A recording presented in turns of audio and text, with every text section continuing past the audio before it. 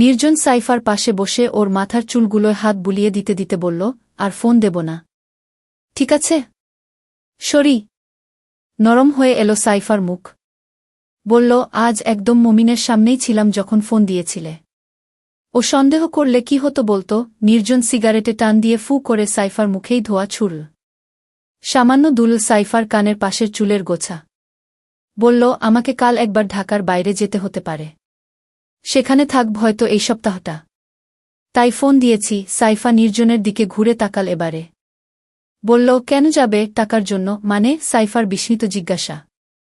নির্জন বলল, মানে ওখানে প্রজেক্ট পেয়েছি। 2-3 সপ্তাহের কাজ। তারপরেই ফিরব। তোমাকে আমার খুব হিংসা হয় জানো। এভাবে যখন যেখানে খুশি চলে যাও, বলল সাইফা। নির্জন হাসল। টান দিল সিগারেটে। বলল, আমার মতো পেটের ধান্দা করতে হতো যদি প্রতিদিন, বুঝতে।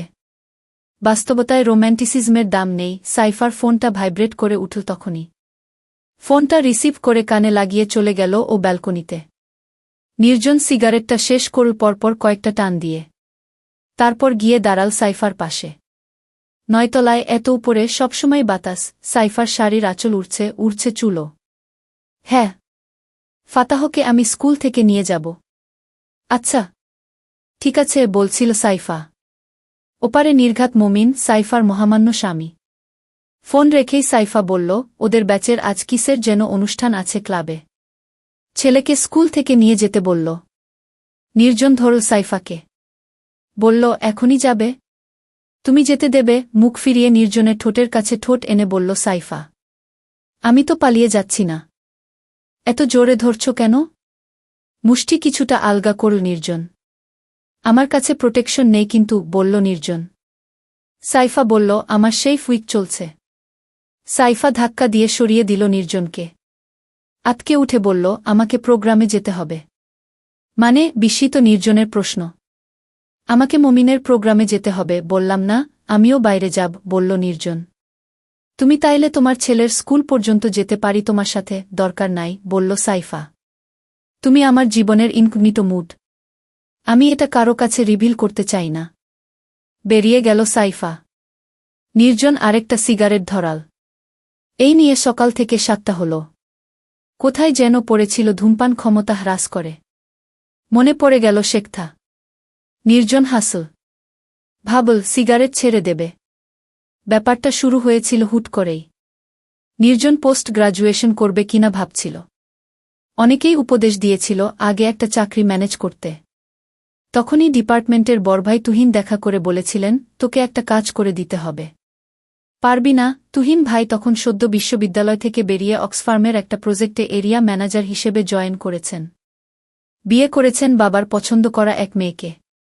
বলেছিল, আমার ক্লোজ সব বন্ধুবান্ধব, জুনিয়র সিনিয়র সবাইকে জিনাত চেনে। তোকেই তাই কাজটা করতে হবে। নির্জন খানিকটা কৌতূহলী, খানিকটা বিব্রত হয়ে বলেছিল, কাজটা কি সেটা আগে বলবেন তো। আপনি তো আমার সাসপেন্স বাড়িয়ে দিচ্ছেন। তুহিন ভাই সময় নিয়েছিলেন উত্তর দিতে। এটা ওটা অনাবশ্যক টপিকে কথা বলে 2-3টা বেনসনের শলাকা পড়িয়ে বলেছিলেন, তোর ভাবি মানে জিনাত আর কি কয়েকদিন ধরে স্ট্রেঞ্জ বিহেভ করছে। বুঝলি তো? স্ট্রেঞ্জ। আমাকে না বলে বাইরে যাচ্ছে, আমি অফিস থেকে ফেরার আগেই বাসা চলে আসছে যাতে আমি সন্দেহ না করি। আর প্রায় দিনই ও ক্লান্ত, বেশিরভাগ দিন আর কি, তোমাকে হয়তো বোঝাতে পারছি না, টায়ার্ড আর কি, বুঝিস তো, মানে আমার সাথে ফিজিক্যাল হতে চাইছে না। নির্জন স্তব্ধ বিস্মিত হয়ে তাকিয়েছিল তুহিন ভাইয়ের দিকে। উত্তরে কি বলবে ভেবে না পেয়ে ছিল নিরুত্তর। কথাগুলো বলতে বলতে ঘেমে গিয়েছিলেন তুহিন ভাই, জুলফি বেয়ে ফাগুনের সেই ঈষদুষ্ণ আবহাওয়াতেও ঘাম ঝরছিল। পকেট থেকে রুমাল বের করে নাকে ছোঁয়াচ্ছিলেন বারবার।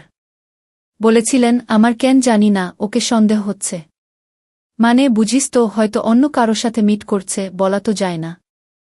হয়তো এফেয়ারে জড়িয়েছে, তোকে বলা ঠিক হচ্ছে কিনা জানি না, কিন্তু না বলে শান্তিও পাচ্ছি না। I got to be certain, ও আসলেই চিট করছে নাকি আমার মনের ভুল, আমাকে জানতে হবে। আমি কি করব? বলেছিল নির্জন। তার প্রশ্ন শুনিয়েছিল বিস্ময়সূচক, তোকে ওর উপর নজর রাখতে হবে 2-3 দিন। এই ধর বাড়ি থেকে বেরিয়ে ও কোথায় যাচ্ছে, কার সাথে মিট করছে, কি কথা বলেছে, আমাকে জানাবি। যদি পারিস। আর কি পারতেই হবে ভাই। প্লিজ না করিস না।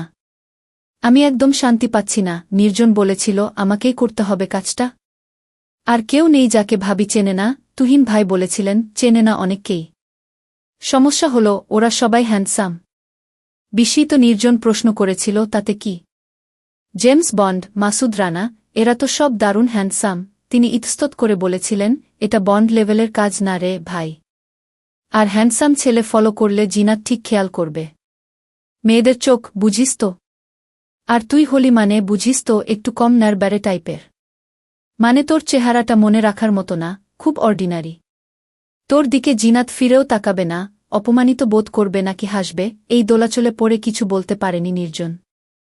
ন্যারব্যারে বিশেষণটা কোথাও শুনেছে বলেও মনে করতে পারেনি ও। করতেই হবে ভাই। তুই আমার শেষ ভরসা। আমার অবস্থাটা বোঝার চেষ্টা কর। নতুন বউ যদি সাসপিসাস কাজকাম করে, কোনো স্বামীর গলা দিয়ে ভাত নামবে বল? তুহিন ভাইয়ের কথাটা রেখেছিল নির্জন।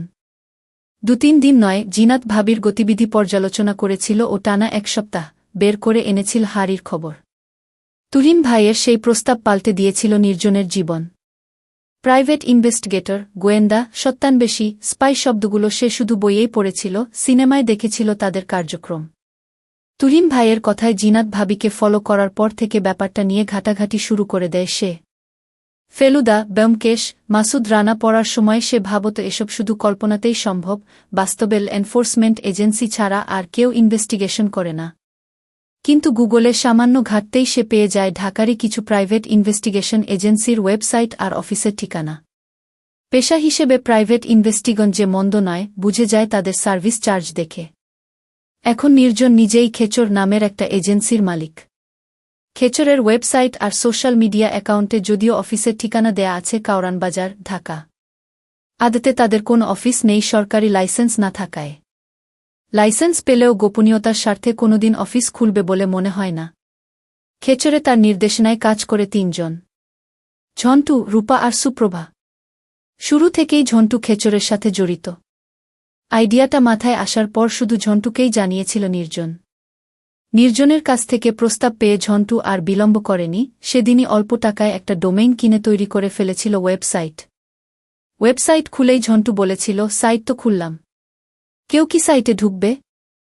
আমাদের কাজ দেবে। নির্জনের তখন অঢেল উৎসাহ, আপাদমস্তক মোটিভেশন। নিজেকেই ভরসা দিতে বোধহয় বলেছিল, কলিকাতা হারবালের বিজ্ঞাপন দেখেছিস না? অব্যর্থ ওষুধ, 1 ফাইলই যথেষ্ট ফিরিয়ে আনবে দাম্পত্য জীবনে সুখ।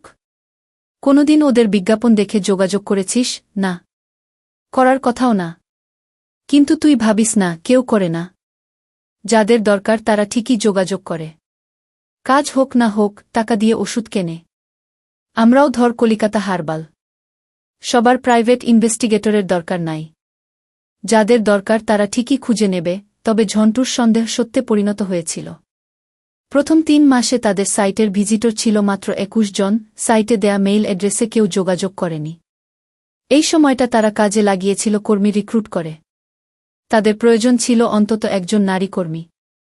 ঝন্টু অবশ্য তার শেষময়ের প্রেমিকাকে দলে ভেড়ানোর প্রস্তাব করেছিল, নির্জন রাজি হয়নি। কর্মী সংগ্রহ করাটাই ছিল তাদের মূল চ্যালেঞ্জ।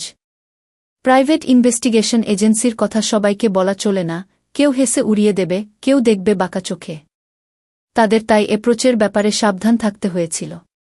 তাদের প্রয়োজন অ্যাডভেঞ্চারাস মেয়ে, সারাদিন আয়নার সামনে কাটিয়ে দেয়া নার্সিসাস কিংবা রেস্টুরেন্টে সপ্তাহে 3 বার চেক ইন দেয়া কাউকে তারা চায়নি।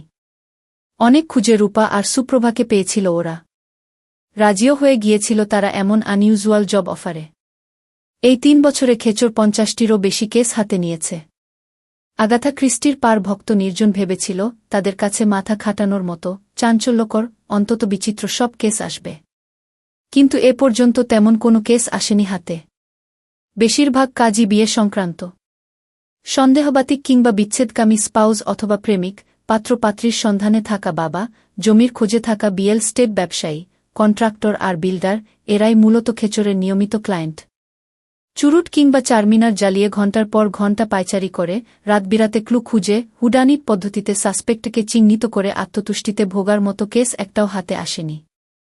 সর্বশেষ যে কাজটি তাদের হাতে এসেছে, যার জন্য তাকে যেতে হতে পারে ঢাকার বাইরে, সেটাও স্পাউজাল। সন্দেহগ্রস্ত এক স্বামী তার স্ত্রী পরকিয়া করছে কিনা জানতে চান। সাইফা চলে যাওয়ার পরই নির্জন বাইক চালিয়ে চলে গিয়েছিল সুপ্রভার অফিস। সুপ্রভা একটা কলেজ থেকে ডিগ্রি নিয়ে ফার্মগেটে ঢাকা বিশ্ববিদ্যালয়ের আইবিএ হোস্টেলের পাশে একটা রুম ভাড়া নিয়ে অফিস বানিয়েছে। নাম দিয়েছে আইন সহায়তা কেন্দ্র। ও প্র্যাকটিস করে মূলত ঢাকার নিম্ন আদালতে। পসার নেই বললেই চলে।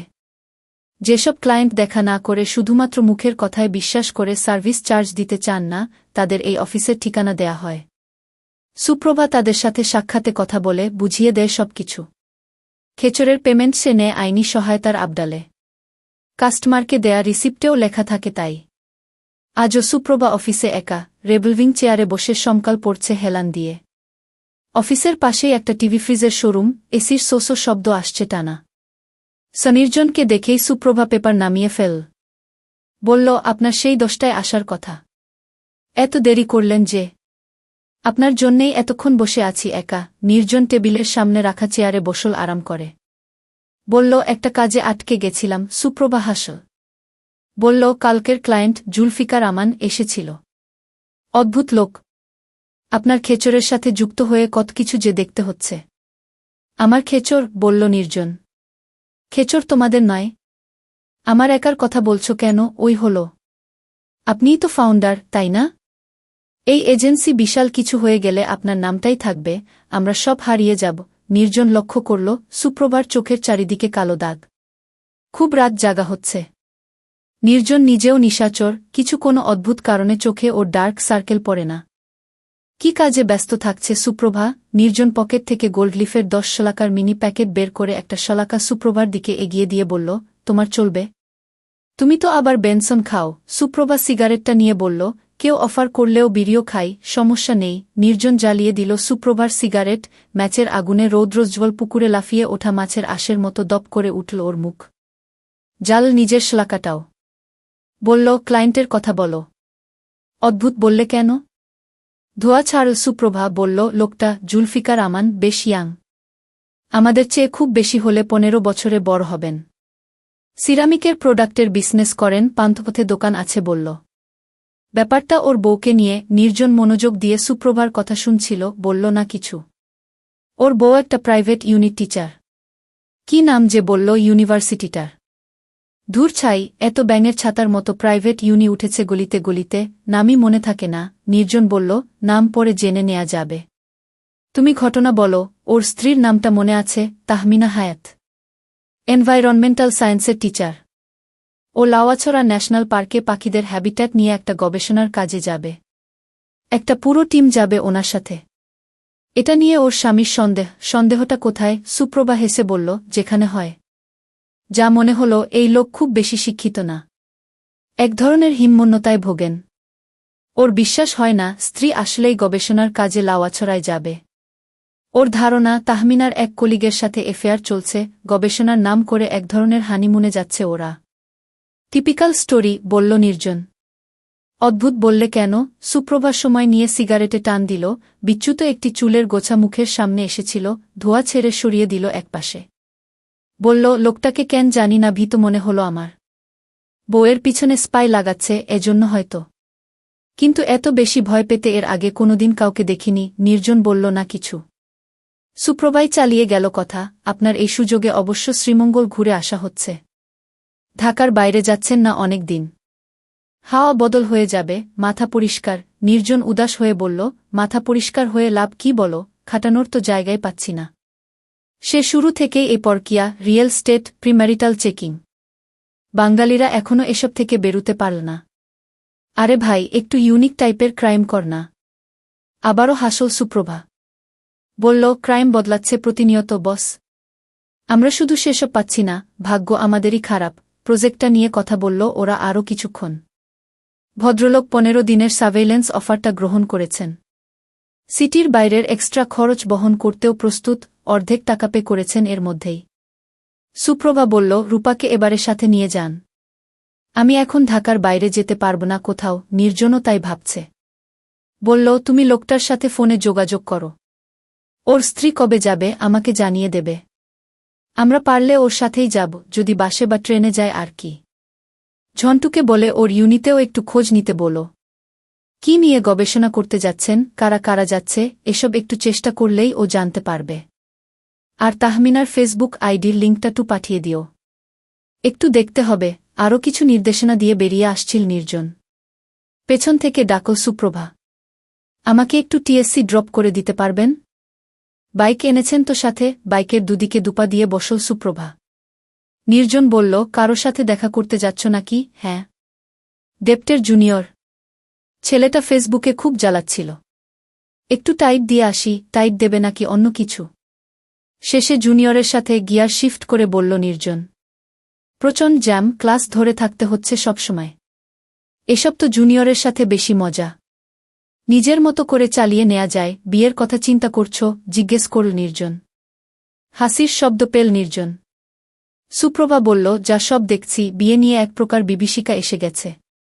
মেন্টালি প্রিপেয়ার্ড না আমি। ঘোত ঘোত করে ধোঁয়া ছাড়তে থাকা প্রাডোটাকে পিছনে ফেলে নির্জন বলল, ফিজিক্যাল দিকটাও তো দেখতে হবে।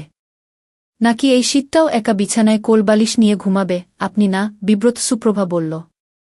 তবে ওর কণ্ঠে প্রশ্রয়ের আভাস। বলল, ফিজিক্যাল নিডের জন্য বিয়ে করতে হবে কেন? আপনি বিয়ে করেছেন? আপনার ফিজিক্যাল নিড তো ঠিকই পূরণ হচ্ছে। Green signal. ট্রাফিক পুলিশের হাতের। নির্জন এক্সিলারেট করল। সুজুকি জিএসএক্স আর এক্সিলারেশনের বাপ একটানা চলে গেল সব গাড়ির সামনে। ফাঁকা রাস্তায় বলল, ফিজিক্যাল নিড হল প্রচ্ছাপ করার মতো। কিছুক্ষণ পরপর যেমন জলত্যাগ করতে হয়, এই বলতাও তেমন কিছুক্ষণ পরপর হুল ফোটায়। এজন্যেই বিয়ে করতে হয়। প্রেম ট্রেম দিয়ে পোষায় না। খিলখিল করে হেসে উঠল সুপ্রভা। হা হা, ভালো বলেছেন কিন্তু। চলে এলো ওরা টিএসসিতে। ছাত্রছাত্রীদের কোলাহল, হাসি, রিক্সা টুংটাং, গিটার হাতে এক যুবক। রাজু ভাস্কর্যের সামনে ছাত্র ইউনিয়ন কী কারণে যেন বক্তৃতা করছে। বান্ধবীর শাড়ির আঁচল ঠিক করে দিচ্ছে একজন। এখানে এলেই নস্টালজিক হয়ে পড়ে নির্জন। দীর্ঘশ্বাস ছাড়ে। এই কোলাহলের অংশ ছিল ও, এই তো ৩-৪ বছর আগেই। সুপ্রভা বাইক থেকে নামলে বলল, তুমি জুলফিকারের সাথে নিয়মিত যোগাযোগ রাখো। জানার চেষ্টা করো ভদ্রমহিলা কবে শ্রীমঙ্গল যাবেন। আমি রূপাকে বলে দেব সবকিছু। সুপ্রভা আলতো হেসে চলে গেল। নিজের বাইকের প্রিলিয়ন সিটটাকে খুব ঈর্ষা হল ওর। সুপ্রভা ওভাবে যদি ওর মুখে বসত, বাইকে বসার মতো। বাসায় ফিরতে ফিরতে বিকেল হয়ে গেল নির্জনের। শীতকালের দিন জীবনের মতো ছোট। সুপ্রভাকে ড্রপ করে ন্যাশনাল লাইব্রেরিতে ধু মেরেছিল একবার, লাওয়াছড়া নিয়ে পড়তে। লাওয়াছড়া ন্যাশনাল পার্কের ফুল নিয়ে মিজানুর রহমান পিনুর ইংরেজিতে লেখা একটা বই পেয়েছিল ও। কিছুক্ষণ উল্টেপাল্টে রেখে দিয়েছে। তাহমিনা হায়াত যাচ্ছে পাখিদের নিয়ে গবেষণা করতে, অন্তত তার স্বামীর দেয়া তথ্য সঠিক হলে। লাওয়াছড়ার পাখিদের নিয়ে জানা প্রয়োজন ছিল ওর, যদিও বই পায়নি কোনো। বাসায় ফিরে রূপাকে মেসেজে জানিয়ে দিয়েছে শ্রীমঙ্গল যাওয়ার কথা। এখনও হয়তো মেসেজ দেখেনি রূপা, দেখলে সাথে সাথেই রিপ্লাই দিত। এক কাপ চা হাতে ব্যালকনিতে দাঁড়াল নির্জন। চায়ের এই কাপটা সাইফার স্বামী এনেছে ফ্রাঙ্কফুর্ট থেকে, ছাগল পালন প্রশিক্ষণ টাইপের কোনো এক সরকারি ট্যুরে গিয়ে। সাইফা বলেছিল জার্মান কাপে চা খাবে এখন থেকে। চা খাবে আর আমার কথা ভাববে, যদিও কোনোদিন চায়ের কাপে সাইফার কথা মনে পড়ে না নির্জনের। ডিসেম্বরের প্রথমার্ধেও সেভাবে এবার শীত পড়েনি ঢাকায়। জলবায়ু পরিবর্তন? ফ্লানেলের শার্টেই কাজ চলে যাচ্ছে। শীত ছিল ছোটবেলায়। উক্কি শীত, উলের কম্বল, কাটা ধানের মুড়া, জ্বালানো আগুন, একনা চাপি বইস বাহে ভাব। একটু বড় হয়ে সুচেতার সাথে আইল ধরে ধরে স্কুল, হলুদ সরিষা ক্ষেত, ফিঙে, খেজুর গাছ। তারপর রংপুরের ম্যাচে ফাতিমা ভাবি। সেই শীতগুলো ভালো ছিল, সেই শীতে কম্বলের ওমের কদর ছিল। চায়ে চুমুক দিতেই নির্জন শৈশব কিশোর ঘুরে এলো। কম দেখা হলো না এ জীবনের। বাবার মৃত্যু, দারিদ্র্য, মায়ের দ্বিতীয় বিয়ে, দারিদ্র্য, মায়ের মৃত্যু, দারিদ্র্য, বিশ্ববিদ্যালয়, দারিদ্র্য। আতপেটা কত গল্প, লোভ, হাসি, আনন্দ। আজ এখন টাকা আছে, পেটে ভাত আছে, 9 তলায় ফ্ল্যাট আছে। আদরের সেই ওমটুকু, আলু ভর্তা আর গরম ভাতের ধোয়াটুকু নেই শুধু। নির্জনের চমক ভাঙ্গে ফোনের রিংটোনের শব্দে। রূপার কল। ওর ডেসলারে তোলা ছবি ভাসছে স্ক্রিনে। আমরা কি সত্যিই শ্রীমঙ্গল যাচ্ছি? ভুল করে মেসেজ পাঠাননি তো? ফোন কানে লাগাতেই নির্জন রূপার উচ্ছ্বসিত কণ্ঠের ওঠানামা শুনতে পায়। বলল, সবকিছু ঠিকঠাক থাকলে, শুধু যাব না, গিয়ে 10-15 দিন থাকব। সবকিছু ঠিকঠাক থাকলে মানে? বাতিল হতে পারে নাকি? রূপার গলার স্বর নেমে গেল মুহূর্তেই, যেন কেউ ঠান্ডা জল ঢেলে দিয়েছে গায়ে। নির্জন হেসে বলল, আচ্ছা, কোনো কারণে যদি না যাওয়া হয়, আমি নিজের টাকায় তোমাকে নিয়ে যাব। হয়েছে? শুধু শ্রীমঙ্গল না, সিলেট, সুনামগঞ্জ, পূর্বের যত জেলা সব ঘুরিয়ে আনব, কথা দিলাম। হয়েছে? আপনার কথার যা দাম, উপাস থেকে বলল রূপা। গতবার সুন্দরবন নিয়ে যেতে চেয়েছিলেন, এখনও যাচ্ছি। আপনার ভরসায় থাকলে পরজন্মে শ্রীমঙ্গল যেতে হবে।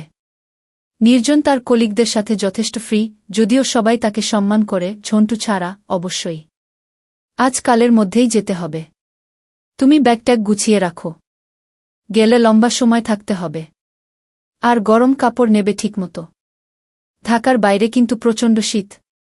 নির্জন খুলে বলল রূপাকে তাহমিনা হায়াতের ব্যাপারটা। শুনে রূপা বলল, এমন কেস প্রতি মাসে আসে না কেন? টাকা কামানোর সাথে সাথে ঘোরাঘুরিও হয়ে যায়। ফোন রাখল নির্জন। রূপা সুপ্রভার মতো চাপা নয়। অনেক উচ্ছল, এক্সপ্রেসিভ, সুস্মিতা। পৌষের শৈশব রোদ্দুরের মতো গায়ের রং, হাসিতে প্রকাশিত গজদন্ত। যেখানেই যায় মাতিয়ে রাখে ও চারপাশ। আবারও ব্যালকনিতে গিয়ে বসল নির্জন। সন্ধ্যা নামছে পৃথিবীর বুকে ফিঙের চঞ্চল ডানায়। টার্গেটের পিছনে ঘুরতে না হলে কিংবা অন্য কাজে ব্যস্ত না থাকলে সন্ধ্যায় সিগারেট জ্বালিয়ে এভাবে বসে থাকে নির্জন, অন্ধকার ঘনিয়ে আসা পর্যন্ত। শুক্লপক্ষ হলে অপেক্ষা করে চাঁদের, কৃষ্ণপক্ষে তাকিয়ে থাকা তারাদের দিকে। সামনের বিল্ডিংগুলোতে একে একে জ্বলে ওঠে বৈদ্যুতিক আলো। জানালায় ফোন কানে তরুণীকে দেখা যায়, বাচ্চা কোলে মা হাঁটে ছাদে, রেলিংয়ে ঝুঁকে নিচের পৃথিবী কৌতূহলী চোখে অবলোকন করে কিশোরী। ছাদের জানালার প্রায় সবাই ওর চেনা হয়ে গিয়েছে। কিছু কিছু মানুষের জীবন বেশ রোবটিক, নির্জন খেয়াল করেছে। পূর্বদক্ষিণ কোণের একটা ফ্ল্যাটের মধ্যবয়সী কাপলকে গত 1 বছর ধরে লক্ষ্য করে আসছে সে। স্বামীটি বোধহয় কোনো সরকারি অফিসের কেরানি, প্রতিদিন অফিস থেকে ফিরে বউকে কাজ করে দেয় বিকেল কিংবা সন্ধ্যা 5টায়। প্রতিদিন একই পদ্ধতিতে। এমনটাই দেখে আসছে নির্জন গত 1 বছর, কোনো হেলদোল হেরফের নেই। রমণ শেষে তৃপ্ত জাবরকাটা গরুর মতো হেলতে দুলতে লোকটা গোসলে যায় লুঙ্গি হাতে, মহিলাটাও বাথরুমে যায় সাথে, 2-1 মিনিট পর। সবার বিবাহিত জীবনই কি এত রোবটিক? নিজেকেই প্রশ্ন করে নির্জন। প্রতিদিন একই রুটিন, একই ডায়েট, একই নারী, একই রমণ কৌশল। এই সার্কেল ভাঙতেই কি মানুষ পরকীয়ায় জড়ায়? জীবনে সামান্য রং আনতে? এসব প্রশ্নের উত্তর জানে না ও। কোথায় যেন পড়েছিল কিংবা শুনেছিল কাউকে বলতে, বিয়ে হলো দিল্লির লাড্ডু, খেলেও পস্তাবে, না খেলেও। আজ সেই রোবটিক কাপলের জানালা বন্ধ, হয়তো কোথাও গিয়েছে। তাদের না দেখেই বরং ভালো লাগে নির্জনের। ঠিক সামনের বিল্ডিংটা তলা উঁচু, একটা মেয়ে, হয়তো বিবাহিত, মেলা দেয়া কাপড় সংগ্রহ করছে তার থেকে। মেয়েটির দিকে উৎসুক তাকিয়ে আছে নির্জন, লক্ষ্য করছে ওর দ্রুত পদে হেঁটে চলা। টান দিচ্ছে আন্নমনে প্রায় ফুরিয়ে আসা সিগারেটে। এখানে বসে থেকে এই কর্মচঞ্চল কিংবা অলস পৃথিবীর কৌতুককর্ম পর্যবেক্ষণ করে ও। ভালো লাগে নির্জনের। ওর পৃথিবী খাপছাড়া, নিয়মের বাইরের। এভাবে দেখার মাধ্যমেই যেন ও স্বাভাবিক দুনিয়ার সাথে একাত্ম হয়। নির্জন হয়তো এমন স্বাভাবিক জীবন পাবে না কোনোদিন, এভাবেই চলবে ভেসে ভেসে, বেঁচে থাকবে মৃত্যুর বিলম্বে। এবারে ওর চমক ভাঙে কলিং বেলের শব্দ। ছোটবেলার শিমুল ডালে বসেছিল যে বাজপাখি, তার কর্কশ গলায় যেভাবে চমকে উঠেছিল একদিন, সেভাবেই চমকে ওঠে ও। সিগারেটটা এস্ট্রেতে গুজে দিয়ে উঠে দাঁড়াল নির্জন। সরি ভাইজান। নিচেতলার জামির মুন্সির বাড়িতে আইজ দাওয়াত ছিল। সব রান্ধন বারণ আমারে করা লাগছে। আর এমন দেরি হইব না ভাইজান, ভেতরে ঢুকেই কথাগুলো বলল মেয়েটা। বিব্রত হল নির্জন। এমন কিছু দেরি হয়নি যার জন্য এভাবে ক্ষমা চাইতে হবে। মেয়েটা কিচেনে চলে যায়, নির্জন দাঁড়িয়ে থাকে সেখানেই। ভাইজান, আইজ খাইবেন কি?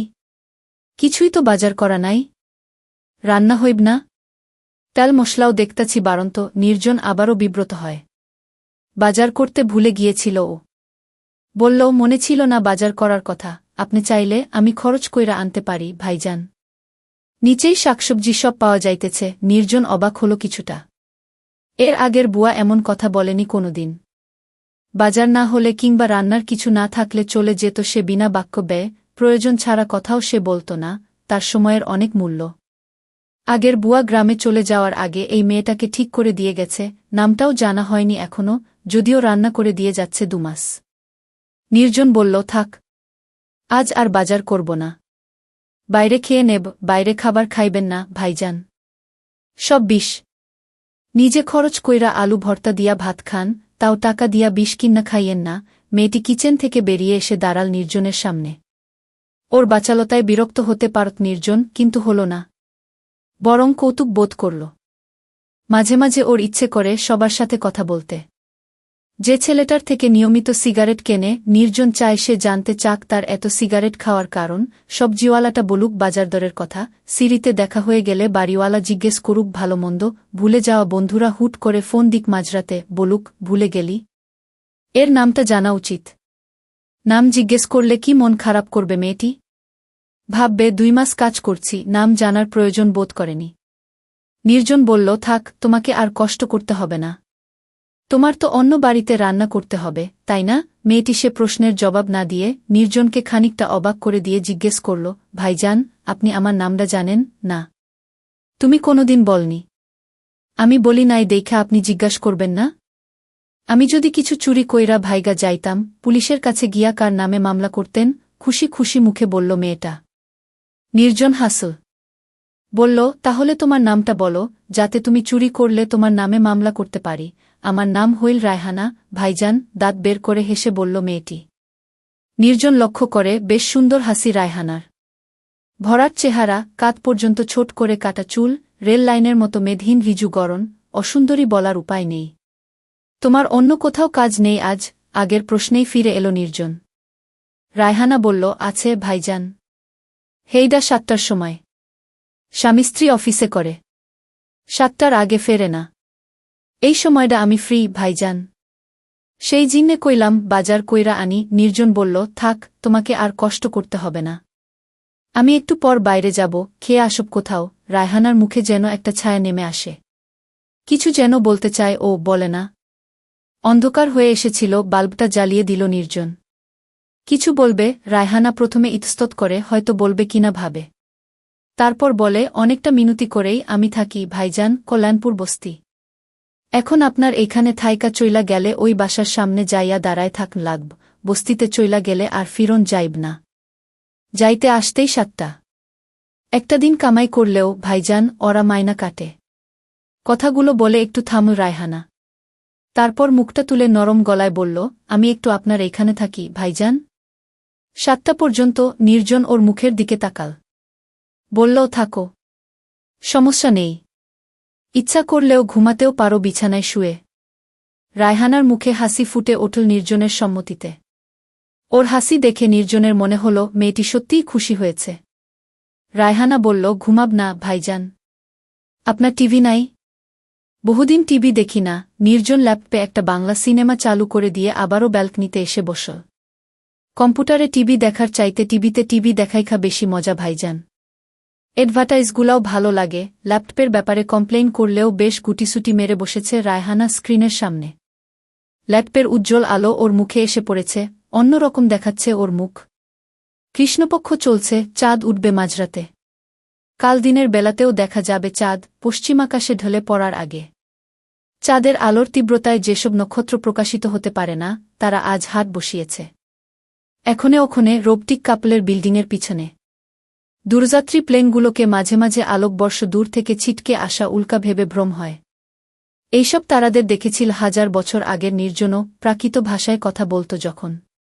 গরু চড়িয়ে ক্লান্ত সন্ধ্যায় ঘাসে মাথা রেখে কিংবা কুঠিরের সামনে আগুন জ্বালিয়ে দেখেছে অবাক বিস্ময়ে। যে তারারা হারিয়ে গেছে, নিয়মিত ঘূর্ণনে চলে গেছে দূরে, তাদেরও দেখেছিল সে। আজকের এই নক্ষত্রের রাতের সেসব আদিম রাতের কোনো অমিল নেই। ভাইজান, আপনি বিয়া করে নাই কেন? কখন সিনেমা দেখা ছেড়ে রায়হানা পিছনে এসে দাঁড়িয়েছে বুঝতে পারেনি নির্জন। দ্রুত পিছনে তাকিয়ে বলল, তোমার সিনেমা দেখা হলো? এই সিনেমাটা ভাল লাগতেছে না ভাইজান। আপনার লগে গল্প করি? আমার আপনার সম্পর্কে জানার খুব ইচ্ছা। নির্জনের সামনে এসে গ্রিলে হেলান দিয়ে দাঁড়াল রায়হানা। আমার সম্পর্কে জানতে ইচ্ছে কেন এত? চেয়ারে হেলান দিয়ে রায়হানার শ্যাম মুখে চোখ রেখে বলল নির্জন। আপনার বয়সের সব ডি বিহাসাদি করছে। আপনি করেন নাই কেন? আমি যে কয়ডি বাড়িতে রান্না করি সব ডি ফ্যামিলি। খালি আপনিই ব্যাচেলার, বিয়ের ইচ্ছে হয়নি কোনোদিন। এইডা কোনো কথা ভাইজান? বিয়ার ইচ্ছা করে না? আমাগো গ্রামের ছেলেগুলা 20 বছরের আগেই বিয়া কইরা ফেলে। 15-16 বছর হইলে বিয়ার জিন্নে বাড়িতে ঘ্যাংঘ্যানায়। 20 বছরেও যদি বাপ বিয়া দিবার না চায়, বাপের সাঘে ঝগড়া কইরা, কাজিয়া কইরা বিয়া করে। আর আপনি বিয়া করবার চান না? কথাটা বলেই রায়হানা হাসতে শুরু করে। দমকে দমকে মুখে হাত দিয়ে সামান্য সামনে ঝুঁকে হাসতে থাকে রায়হানা। ওর হাসির শব্দ ছড়িয়ে পড়ে সারা ঘরে। নির্জনের মনে হয় রায়হানার কলহাস্য হাওয়ার সাথে মিশে যাচ্ছে, ছড়িয়ে পড়ছে কুয়াশার মতো সামনের 6তলা বাড়িটার ছাদে, নিঃশ্বাসের দাগ ফেলছে বোর্টিক কাপলের কাচের জানলায়, ওই দূরের পায়রাখোপকে সচকিত করে উড়ে যাচ্ছে তারাদের দিকে। তুমি বিয়ে করনি? জিজ্ঞেস করল নির্জন, রায়হানার হাসি মুখের দিকে মুগ্ধ তাকিয়ে। করছি ভাইজান, হাসি কোনমতে থামিয়ে বলল রায়হানা। স্বামী কি করে তোমার? এবারে পুরোপুরি হাসি থেমে গেল রায়হানার। জবাব না দিয়ে সে তাকাল অন্যদিকে। নির্জন দেখল এক ধরনের লজ্জা কিংবা ঘৃণা অথবা রাগ অথবা জিঘাংসা জমে উঠছে রায়হানার মুখে। দাঁত দিয়ে ঠোঁট কামড়ে ধরল ও। এত দ্রুত স্বামীর কথা উল্লেখ মাত্রই মুখের ভাবের এমন আমূল পরিবর্তন দেখে বিস্মিত হল নির্জন। স্বামী মারে যায়নি এ ব্যাপারে অন্তত নিঃসন্দেহ নির্জন। তাহলে অন্তত রাগ ঘৃণার বদলে শোকের ছায়া নামত চোখে। আমার স্বামী জেলে ভাইজান, নিচু স্বরে বলল রায়হানা। স্বামীকে নিয়ে কর প্রশ্নটি ফিরিয়ে নিতে ইচ্ছে হল নির্জনের। কিছু না বলে সময় নিয়ে সিগারেট জ্বাল ও। শুনল পায়রার খোপ থেকে খপখপ শব্দ আসছে ভেসে। কয় বছর হলো জেলে আছে তোমার স্বামী? প্রশ্ন করল নির্জন ধোয়ার গোল রিং ছেড়ে। 1.5 বছর হইল ভাইজান। মার্ডার কেস, মাথা নিচু করে জবাব দিল রায়হানা। আর কোনো প্রশ্ন করল না নির্জন। প্রশ্ন করে রায়হানার বায়বীয় মনকে তরল করতে চায় না সে। এতক্ষণে লক্ষ্য করে নির্জন রায়হানা কোনো গরম কাপড় পরেনি, ওড়না দিয়ে হাত দুটি ঢেকে রেখেছে। জিজ্ঞেস করল, তুমি শীতের কাপড় পরনি কেন? রায়হানা, এই বয়সে বেশি ঠান্ডা লাগে না ভাইজান, এমনিতে শরীর গরম হইয়া থাকে। ওর জবাব শুনে চমকে ওঠে নির্জন। দেখল রায়হানা একদৃষ্টে তাকিয়ে আছে তার মুখের দিকে। অপলক চোখ। নির্জনের মাথায় ঝিনি ডাকতে থাকে যেন। ভাবে রায়হানার এই কিছুক্ষণ থাকতে চাওয়ার কারণ শুধুই বস্তিতে ফেরার সমস্যা, নাকি স্বামীহারা এক মেয়ের নিজেকে সঁপে দেয়ার মরিয়া প্রচেষ্টা। এর আগেও বেশ কয়েকদিন রান্না করতে বারণ করেছে রায়হানাকে, পরশুই করেছিল। কি করেছিল সে সেদিন? একা থাকতে ভালো লাগে রায়হানা? স্বামীকে ছাড়া? বাজিয়ে দেখতে গা গলায় জিজ্ঞেস করে নির্জন। ভালো লাগে না ভাইজান, আপনি যে কেমনে একা থাকেন এইটাই বুঝি না। রায়হানার মুখের দিকে তাকাল নির্জন। ফ্ল্যাট নিরাবেগ মুখ, নষ্ট ট্রাফিক সিগন্যালের মতো নির্দেশনাহীন। শুধু ঝলছে চোখ দুটো, অনির্বাণ, অন্ধকারে বেড়ালের চোখের মতো। তোমার বাচ্চা কাচ্চা নাই? নির্জনের প্রশ্ন। আছে ভাইজান, এক পোলা, 3 বছর বয়স। হের মুখ চাইয়াই তো আরেকটা বিয়া করবার পারি না। না হইলে কবেই বিয়া করতাম। খুনির সাথে সংসার করা যায়? লজ্জা লাগে না? নির্জনের সান্ত্বনা দিতে ইচ্ছে করে ওকে, কিন্তু তেমন কিছুই খুঁজে পায় না ও। উল্টো প্রশ্ন করে, কত বছরের জেল? 7 বছর। 7 বছর? সাবধানে পা ফেলে নির্জন। 7 বছর এই যৌবন আটকে রাখবে? আটকাইতে তো মন চায় না ভাইজান। ভাল্লাগে না কিছু? বলার কিছু রাখল না আর রায়হানা। শুধু আমাকে কাজ করে দেন ভাইজান বলা থেকে বিরত থেকেছে। এটুকু বুঝে নেয়া কি নির্জনের দায়িত্ব নয়? সিগারেটে শেষ টান দেয় নির্জন। ধোয়া ছেড়ে তাকায় রায়হানার মুখের দিকে। রায়হানার মুখ বিশেষ মুহূর্তের সাইফার মুখের সাথে মিলে যায়, মনে করিয়ে দেয় রংপুরের ফাতিমা ভাবির মুখ। কোমরে হাত রাখল নির্জন। রায়হানা বোধহয় এটুকুর অপেক্ষাতেই ছিল, ঢলে পড়ল ও নির্জনের চেয়ারে। পায়জামাতে গিট্টু দেয়া আছে ভাইজান, পারবেন না? আমি খুলতেছি। চোখ মেলে নির্জন যেন গ্রহণ করতে থাকে মহাজাগতিক সৌন্দর্য।